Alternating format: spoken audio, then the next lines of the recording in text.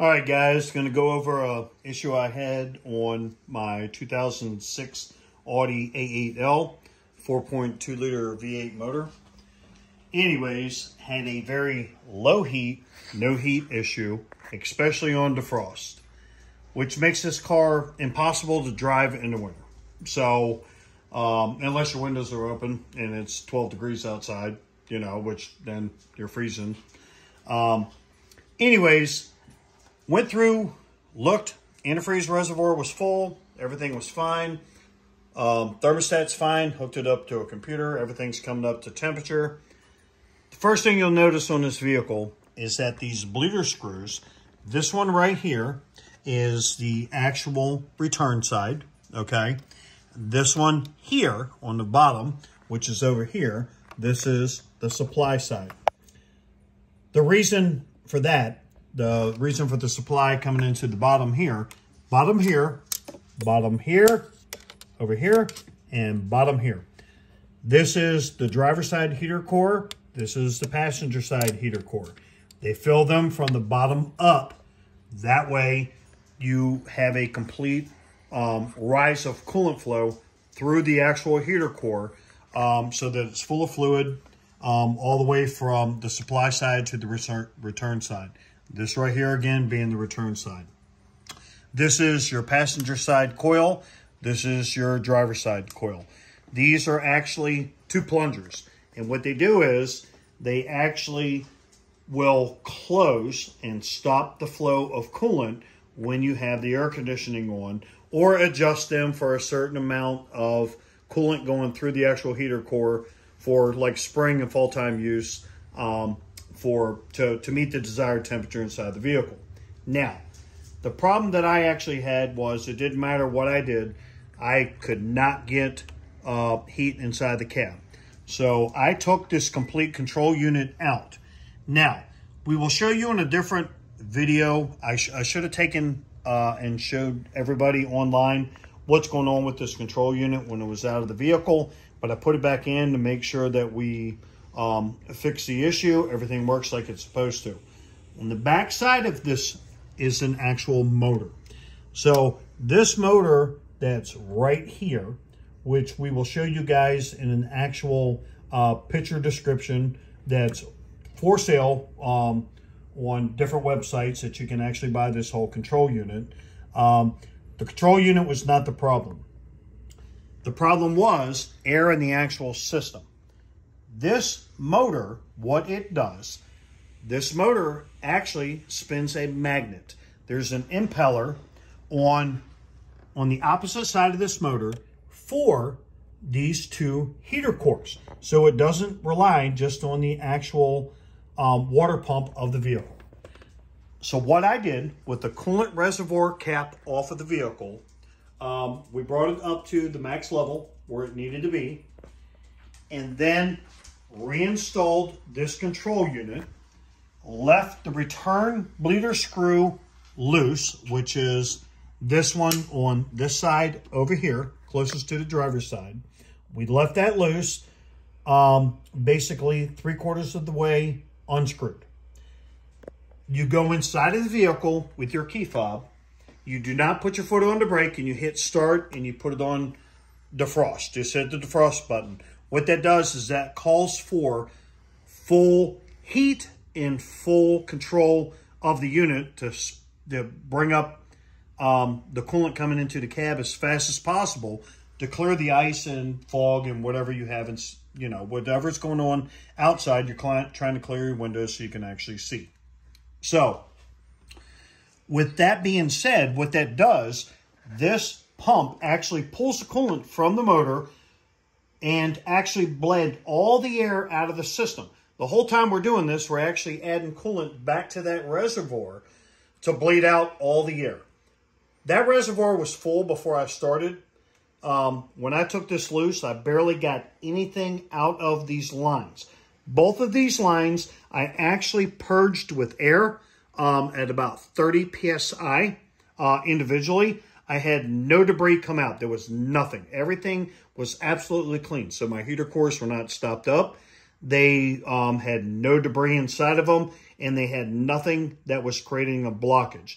Then I hooked it to a hot water tank, which is in my garage. My furnace and my water tank for the actual house are in the garage.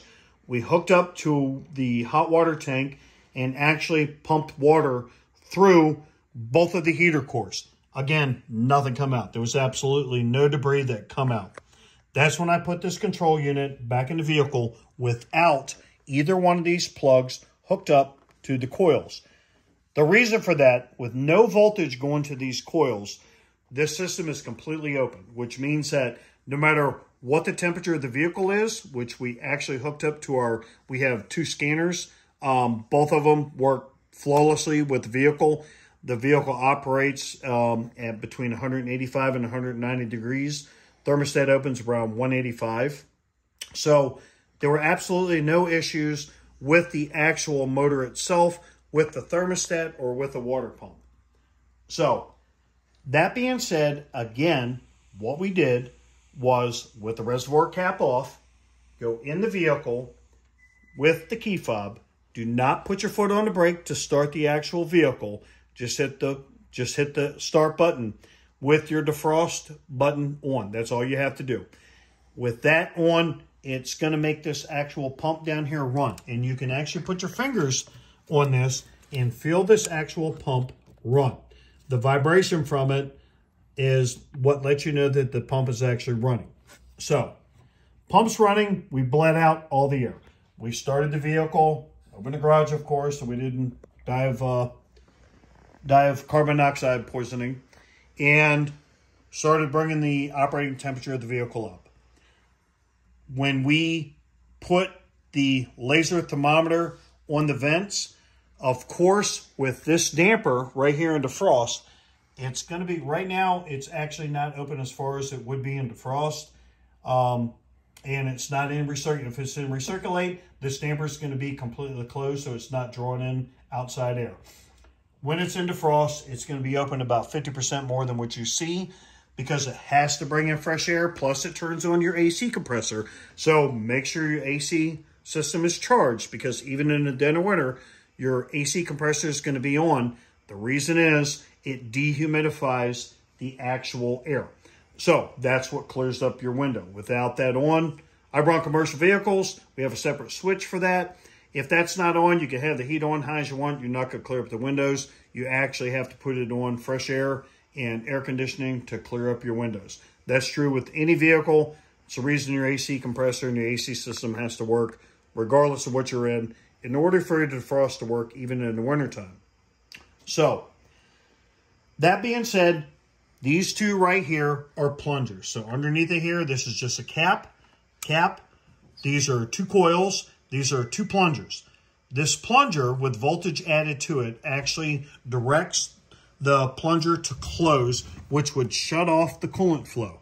That, in actuality, will either slow down the water pump, because basically that's what this is a secondary water pump. That either slows it down or stops it completely when you ask for a cooler temperature. Now, when we started this vehicle, we went through it and we did not plug these in, because I got 5.65 volts from each one of these plugs. Both of them were showing 5.65 to 5.85 volts coming from the plug. Me thinking on, what was going on, I was like, well, hell, that's going to close the plungers halfway. Why would I want that? Believe it or not, when I hook these up, it actually makes sense. So what it does is the engine operating temperature comes up. What happens is, as it's pumping the coolant into the cab, it's getting hotter and hotter. It's restricting the flow back so that the actual heater core inside the vehicle can dissipate the actual heat into the cabin, instead of just flowing it in, flowing it back out, back to the engine, back across the actual cooling fans to cool it down. So the system itself, this is an 06 Audi A8L D3, which was manufactured from 2004 to 2010. And this operating system actually works perfectly. All these years, I mean, this car usually sits in the garage most of the time.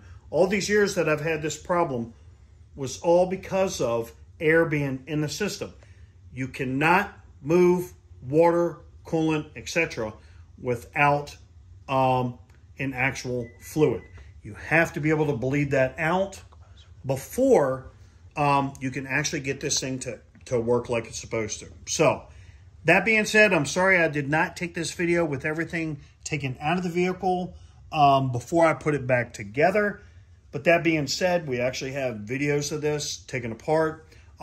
We actually have pictures of it online where you can buy this unit. But this unit is usually not the problem. It's actually air inside of the system. So just wanted to bring this online for you guys because we cannot find any information through the Audi forums or any type of mechanical forums that we see or videos that we see online through YouTube, etc. So that's why we're just trying to bring this to you guys and give you a little bit of insight on how this works. This probably also works for, I would say, the Audi A6, A8s, A8Ls. I don't think the A4 is going to work like this because this car, as you see, has double firewalls. You have the initial firewall, then you have the secondary firewall. This engine's so far forward, of course, because of the Quattro system in this car. So, if you don't have the cover that actually goes here in the cabin air filter that goes in this position here, you might not have this set up on a smaller car just for the sake of it's a smaller car. They don't have the actual room for it. But anyways, guys, I just wanted to bring this to your attention to let you know that if you have the same issue, don't get pissed off. Don't trade your vehicle in. It's something that actually you can fix. It is tight quarters because it's a car. So, but you can get it in, you can get it out, you can fix it without breaking shit. And it will work like it's supposed to. You just have to take the time to do what I did. Thank you.